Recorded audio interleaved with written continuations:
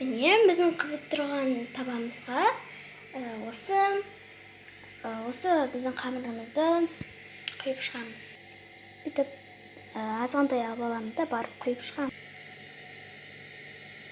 Міне,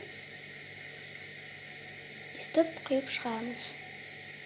Кстати, достар, осындай етіп көпіргенде уже пісті деген сөз, онда ала береміз деген сөз. Аударамыз бетін.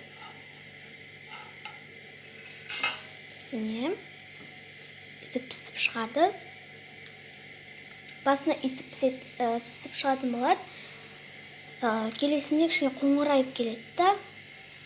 Ал келесі жағын уже ала беруге болады деген сөз. Алдыңғы жағы тез піседі. Достар, бұл дейтін алды жағы дейтін жай кішкене күтіп тұру керек. Ал келесі жағы тез піседі.